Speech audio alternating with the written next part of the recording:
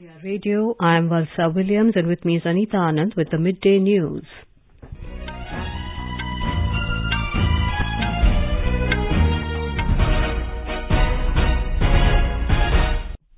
The headlines. Prime Minister Narendra Modi to participate in the first I2U2 India, Israel, UAE, USA leaders virtual summit tomorrow. Emergency declared across Sri Lanka and curfew imposed in the western province with immediate effect. All-party meeting to be held on Sunday ahead of monsoon session of Parliament. Northeastern region registers more than 85% growth in exports of agricultural products in last 6 years. Manipur government closes all schools in the state till the 24th of this month due to rising cases of COVID-19. Voting for the second and final phase of Civic polls underway in Madhya Pradesh. Month-long Shravani Mela begins at Vaidyanath Dham Temple in Deoghar. Prime Minister Narendra Modi greets the nation on Guru Purnima. And in sports, Mehuli Ghosh and Shahu Tushar Mane bag second gold medal, Palak and Shiva Narwal bag bronze at the International Shooting Sport Federation World Cup at Changwon in South Korea.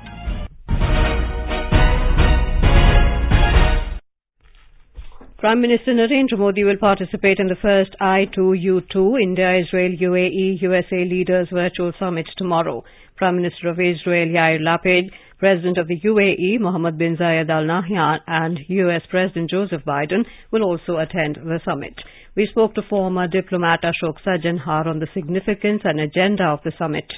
Basically, it will be an exploratory meeting. They will encourage joint investments in 6 identified areas of water, energy, transportation, space, health, and food security. In addition, they will also discuss modernizing infrastructure, low-carbon development for industry, improve public health, and develop critical and emerging green technologies. It is a very significant initiative that has been taken, and the future meetings, the future interaction and future action will show that all these countries come together and bring peace and stability to the region.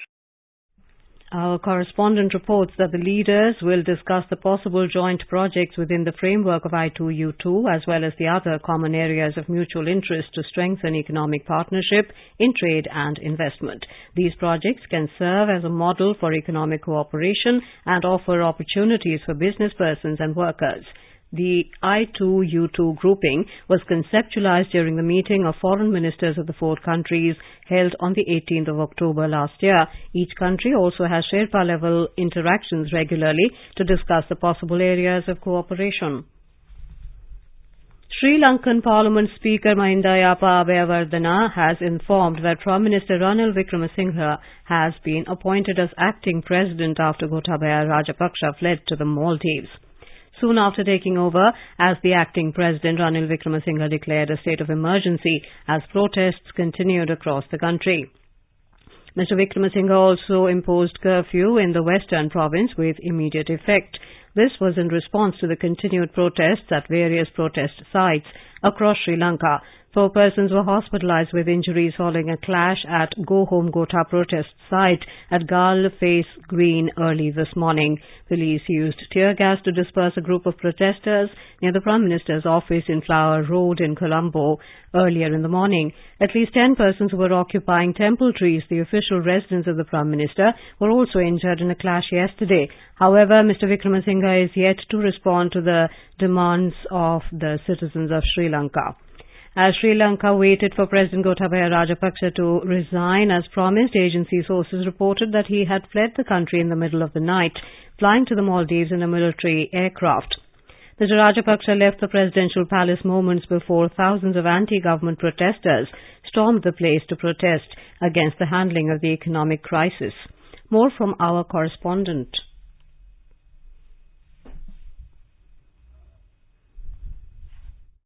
The economic crisis in the island nation of Sri Lanka has grown further as President Gotabaya Rajapaksa fled earlier today. With this, Mr. Ranil Wickremesinghe has assumed charge as the acting president of the country of 22 million. The Go Home Gota movement, which began in March, had thousands taking to the streets to vent their anger at lengthy power cuts and spiraling prices. The protests called for the Rajpaksha family that had dominated the country's politics for much of the last 20 years to leave power. The economic crisis in the island state of Sri Lanka started in 2019 and it was the worst ever in the country's history since its independence. The crisis saw unprecedented levels of inflation, near depletion of foreign exchange reserves, shortages of medical supplies, and an increase in prices of basic commodities. The crisis is said to have begun due to multiple compounding factors like external debt, nationwide policy to shift to organic farming, tax cuts, Easter bombings in 2019, and the impact of COVID-19 pandemic. During this crisis, India has been helping Sri Lanka through humanitarian assistance worth over $3.5 billion by providing food, medicines, and fuel through several lines of credit. Ahmed Muin Faruqi for AIR News. The Union Government has called for an all-party meeting on Sunday morning ahead of the start of the monsoon session of Parliament. This meeting has been convened by Parliamentary Affairs Minister Prahlad Joshi. The floor leaders of all political parties have been invited for this meeting. Our correspondent reports the India-China border standoff, the Agnipath scheme for short-term recruitment to the armed forces are some of the issues the opposition is likely to bring up in the upcoming session. Earlier, the NDA leaders met on July 10 for a detailed discussion on strategy ahead of the monsoon session. The election to the president will take place on the opening day of the session, which is July 18, and the election to the vice president to take place on August 6. The session will continue till 12th of August. This monsoon session is important given the fact that the presidential election and the vice presidential election will be held during this session. The vice presidential election will be held on 6th of next month. Prime Minister Narendra Modi called on President Ramnath Kovind at Rashtrapati Bhavan today. Mr. Kovind's term is ending on 24th of this month. Mr. Kovind also visited the President's ancestral village, Parong, in Uttar Pradesh last month. In Parong, Modi inaugurated the Smart Library in Dr. B.R. Ambedkar Bhavan and visited Community Centre built on the land donated by President Kovind. President has donated all his inheritance, including 400 square yard house and 2.5 bighas of land. The community center helps women get trained in job-oriented courses such as weaving, stitching, embroidery and other courses. President Ramnath Kovind's term is ending on July 24. NDA presidential candidate Draupadi Murmu visited Jaipur today for campaigning. She was welcomed by BJP MPs, MLAs and party functionaries at a program in the capital. State BJP President Dr. Satish Punia, Leader of Opposition in the Legislative Assembly Gulab Chand Kataria, Party General Secretary C.T. Ravi, National Vice President Bharti Bain and BJP's Rajya Sabha and Lok Sabha MPs and MLAs from Rajasthan were present in the meeting. Srimati Murmu was welcomed in traditional ways by different fronts of BJP. Expressing happiness over the candidature of Mrs. Murmu, the BJP workers said the central leadership has given great respect to the scheduled tribes and women of the country. Earlier, Mrs. Murmu was received at the airport by senior BJP leaders, including Central Ministers Gajendra Singh Shekhawat and Arjun Ram Meghwal. The northeastern region has witnessed more than 85% growth in the export of agricultural products in the last 6 years. Commerce and Industry Ministry said the export has reached over $17 million in 2021-22 from $2.52 million in 2016-17. The major destination of export has been Bangladesh, Bhutan, the Middle East, the UK and Europe. The ministry said there has been a significant increase in the export of agricultural produce from northeastern states like Assam, Nagaland, Manipur, Mizoram, Tripura, Arunachal Pradesh, Sikkim and Meghalaya. In the last 3 years, Agricultural and Processed Food Products Development Authority, APIDA, has organized 136 capacity-building programs on export awareness across the different parts of northeastern region. The Manipur government has closed all schools in the state till 24th of this month in the wake of increasing COVID-19 cases. An order issued by the State Education Department said the state has been witnessing an increase in COVID-19 positive cases and the test positivity ratio has crossed 15% now. On the other hand, children below 12 years of age are yet to be vaccinated and they are susceptible to the infection. Meanwhile, 59 people have tested positive for COVID-19 during the last 24 hours in Manipur. The total number of active cases is 216 in the state. No deaths were reported due to the COVID-19 in the last 24 hours. India's COVID vaccination coverage has crossed 199 crore 12 lakhs. Over 3 crore 76 lakh first dose vaccine have been administered for the age group of 12 to 14 years. India's active caseload currently stands at 1,32,457. Over 16,900 new cases were reported in the last 24 hours. India's recovery rate stands at 98.49%. A total of 15,447 patients have recovered in the last 24 hours.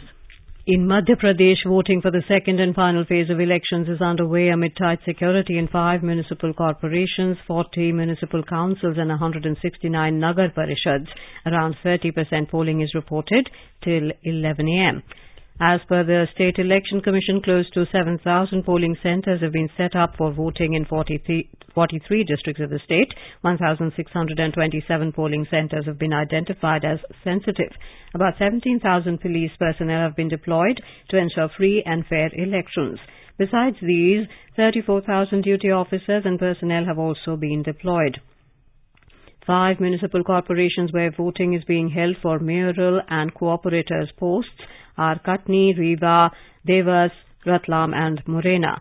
There are 49.9 lakh voters deciding the fate of these candidates today. Of these, 25.2 lakh are males, 23.88 lakh are female voters and 292 are voters from the third gender. The Minister of State for Housing and Urban Affairs, Kaushal Kishore, has said that over 1 crore 22 lakh houses have been sanctioned so far under the Pradhan Mantri Awas Yojana Urban PMAY-U in the country. The scheme was launched in 2015 with an aim of providing housing to all. In his virtual address to the National Conference on Housing Finance in India Issues and Solutions, the Minister said the government is working with a vision of providing housing to all by the end of this year. Directorate of Revenue Intelligence DRI has detected customs duty evasion of around 4,389 crore rupees by mobile company Oppo India. During the course of investigation, the DRI conducted searches at the office premises of Oppo India and residences of its key management employees. The searches led to the recovery of incriminating evidence indicating willful misdeclaration in the description of certain items imported by Oppo India for use in the manufacture of mobile phones. This misdeclaration resulted in wrongful availment of ineligible duty exemption benefits by Oppo India amounting to around 3,000 crore rupees. The DRI questioned senior management employees and domestic suppliers of the company and others who, in their voluntary statements, accepted the submission of wrongful description before the customs authorities at the time of import. The Supreme Court has refused to pass an interim direction staying the demolitions across states. While hearing a plea filed against demolitions in Uttar Pradesh, a bench of Justices B.R. Gavai and P.S. Narasimha today said it cannot pass an omnibus order preventing authorities from taking action against the violators. The Apex Court has asked the parties to complete pleadings in the matter and said it will hear the plea on August the 10th. The top court was hearing pleas filed by Muslim body Jamiat Ulama-e-Hind against demolition exercises carried out in Uttar Pradesh. You are listening to the Midday News on All India Radio. A reminder of the headlines before we move on. Prime Minister Narendra Modi to participate in the first I-to-U to India, Israel, UAE, USA leaders virtual summit tomorrow. Emergency declared across Sri Lanka and curfew imposed in the Western Province with immediate effect. All-party meeting to be held on Sunday ahead of monsoon session of Parliament. Northeastern region registers more than 85% growth in exports of agricultural products in last 6 years. Manipur government closes all schools in the state till 24th of this month due to rising cases of COVID-19. Voting for the second and final phase of Civic polls underway in Madhya Pradesh. Month-long Shravani Mela begins at Baidyanath Dham Temple in Deoghar. Prime Minister Narendra Modi greets the nation on Guru Purnima. And in sports, Mehuli Ghosh and Shahu Tushar Mane bagged second gold medal. Palak and Shiv Narwal bagged bronze at the International Shooting Sport Federation and World Cup at Changwon in South Korea. For quick news updates round the clock, follow us on our Twitter handle @AIR News Alerts.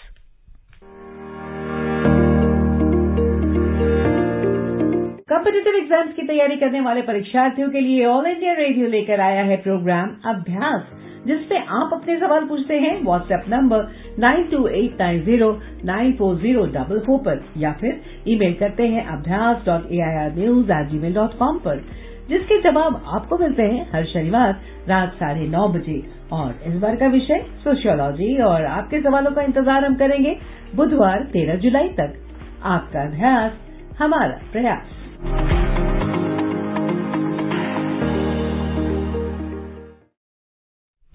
Welcome back to the midday news. In Maharashtra, heavy downpour is being reported in Mumbai, Thane, Palghar, Nashik and other parts of the state. Incessant rains have triggered landslide at 3 places in Palghar district. A report. Traffic jam was witnessed on Western Express Highway since morning. Railway services were partially affected and suburban local trains are running 5 to 10 minutes behind schedule. Normal life was disrupted in Palghar district due to landslide incidences at 3 places. 2 persons were rescued from the debris of a house which collapsed due to landslide. 2 persons are reported to be missing as the rescue operation still continues. Other parts of Maharashtra are also receiving heavy rains since last 36 hours, resulting into many rivers flowing near danger mark. Panchaganga river and other rivers are nearing the danger mark in Kolhapur district. Godavari river is flooded in Nashik district due to heavy rains in the catchment area of Hatnur Dam on Tapi river in Jalgaon district. 16 out of 41 gates of Hatnur Dam have been opened. Schools and educational institutions in Nanded district have been closed. IMD has predicted heavy rains in Marathwada, Konkan and Vidarbha in the next 4 days. Shailesh Patil, AIR News, Mumbai. Gujarat Chief Minister Bhupendra Patel conducted aerial survey of the flood-affected Navsari district yesterday and instructed the district authorities to speed up the relief and rescue work in affected areas. Navsari is inundated due to the rise in the water level of the Purna River. Water level is rising following heavy rainfall in Dang district. About 3,000 people have been shifted to safer places in Navsari city.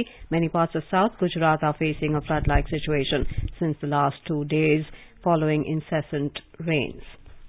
In Telangana, incessant heavy rains continue to lash several parts, especially northern districts. The Hyderabad Meteorological Centre has issued a red alert for several districts including Mahbubabad, Warangal and Jangaon, stating that heavy to very heavy rain is likely to occur at some places during the next 24 hours. Similarly, an orange alert has been issued for districts including Adilabad, Nizamabad and Medak. More from our correspondent. Incessant rains and floods continue to wreak havoc in parts of Telangana as several areas in the worst rain-hit districts have been inundated by overflowing water bodies. Especially the North Telangana districts are reeling under the fury with water flowing over roads, cutting off remote villages while normal life remained paralyzed. Inundation of villages and parts of some towns in the affected areas, especially in Adilabad, Nirmal, Kumaram Bhim, Asifabad, Manchiryal and Jagatyal districts, have forced hundreds of families to move to safer places. The heavy rainfall and floods have led to incidents of house collapse, disrupted electricity supply and caused widespread damage to the standing crop. 2 major rivers which pass through the state, Godavari and Krishna and their tributaries, are in spate, while streams, tanks and other water bodies are overflowing due to incessant rains. Lakshmi, AIR News, Hyderabad. Guru Purnima, also known as Vyas Purnima, is being celebrated today. The festival is dedicated to spiritual and academic teachers. On the occasion, people remember and pay their gratitude to gurus or teachers who guide and shape their lives with their wisdom and blessings. Lord Buddha had given his first sermon on this occasion after achieving enlightenment under the Bodhi tree. Lord Buddha had travelled to Sarnath from Bodh Gaya and had given his sermon on the full moon day. Thus the followers of Buddha worship him on this day. Prime Minister Narendra Modi has greeted people on Guru Purnima. In a tweet, Mr. Modi said, "This is a day of expressing gratitude to all exemplary gurus who have inspired, mentored and taught people so much about life." He said Indian society attaches immense importance to learning and wisdom. He hoped that the blessings of gurus take India to newer heights. The Prime Minister also greeted people on the occasion of Ashad Purnima. He recalled the noble teachings of Lord Buddha and reiterated commitment to realize his enlightened vision of a just and compassionate society. World-famous month-long Shravani Mela begins today at Madhya Temple in Deoghar. It was inaugurated by Goda MP Nishikant Dubey and State Agriculture Minister Badal by offering prayers along with other rituals. Deputy Commissioner Deoghar Manjunath Bhajantri said the district administration is all geared up for the month-long Shravani Mela, which is organized after 2 years post-COVID-19 pandemic. Security arrangements have been beefed up and health camp has been set up holding points for Kavadia. Shravani Mela will conclude on August 12. And now let's listen to our special program Azadi Ka Safar, highlighting the importance of the day during the freedom struggle. आजादी का Amrit Mahotsav.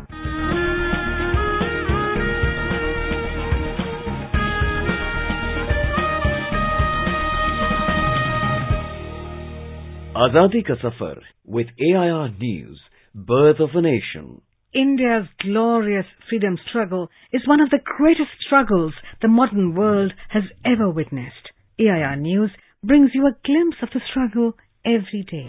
Akhilo brahmando poti pranami charone tabo prema bhakti bhare sharono lage.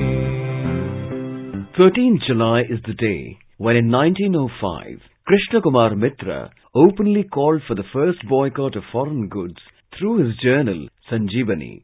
Krishna Kumar was a freedom fighter and a leader of Brahmo Samaj. Revolutionary freedom fighter Aurobindo Ghosh was his nephew. Krishna Kumar Mitra, through his paper Sanjeevani, played a major role in the spread of the Swadeshi movement.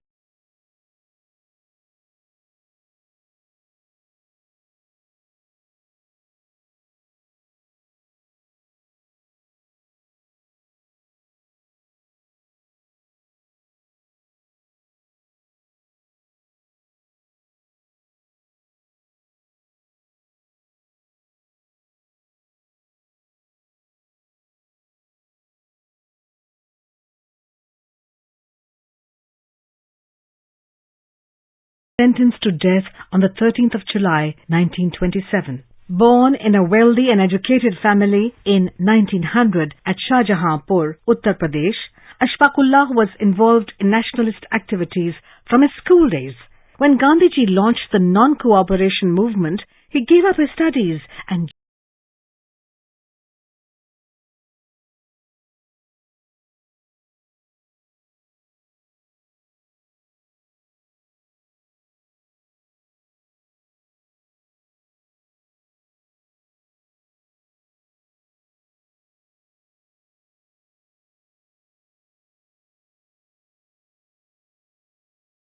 Revolutionary movement and became a member of the Hindustan Republican Association.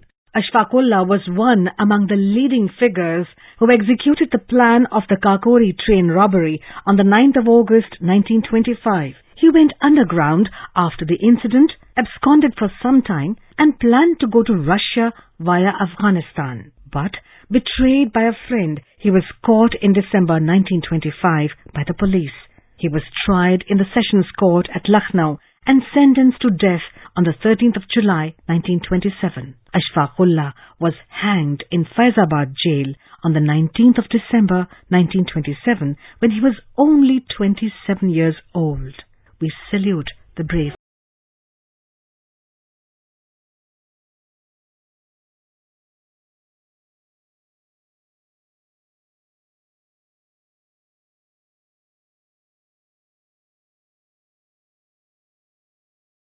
On the 13th of July 1929, Jatindranath Das began a hunger strike.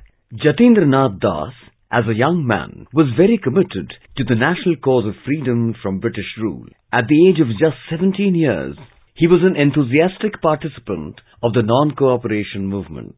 He later joined the revolutionary organization, Anushilan Samiti, and then teamed up with Bhagat Singh and his comrades in the Hindustan Republican Socialist Association. On the 14th of June 1929, he was arrested for revolutionary activities and was imprisoned in Lahore jail to be tried under the supplementary Lahore conspiracy case.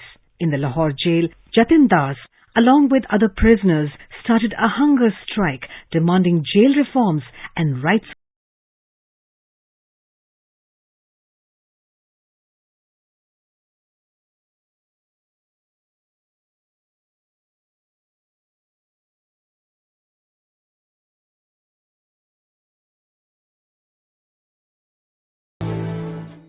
This hunger strike started on the 13th of July 1929 and lasted 63 days. The jail authority took many measures to feed Jatin, including attempts to feed forcefully. However, Jatin did not eat and succumbed on the 13th of September without breaking the hunger strike.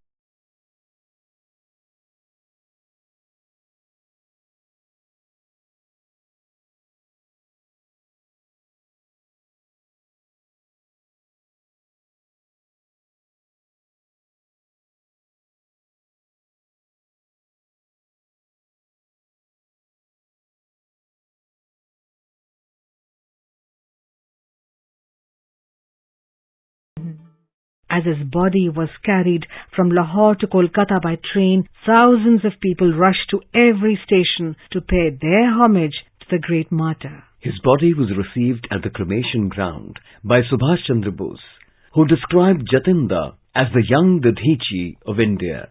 AIR salutes the great son of the soil. That brings us to the end of this episode of Azadi Ka Safar with AIR News. See you in the next episode tomorrow.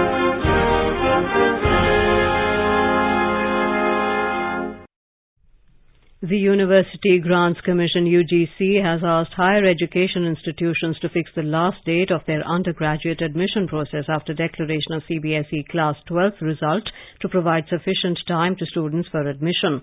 In a letter to the Vice-Chancellors of all universities and principals and directors of all colleges, the UGC said it has come to the notice that some universities have started registration in UG courses for the session 2022-23. In this scenario, the students of CBSE will be deprived of admission if the last date is fixed by the universities prior to the declaration of the 12th result. The Narcotics Control Bureau, NCB, has filed a charge sheet in the death case of actor Sushant Singh Rajput. In the charge sheet submitted in the local court, the NCB has charged actor Riya Chakraborty and 35 others. It said that Riya Chakraborty had purchased banned narcotic substances for Sushant. The NCB has also accused Riya's brother Shobik.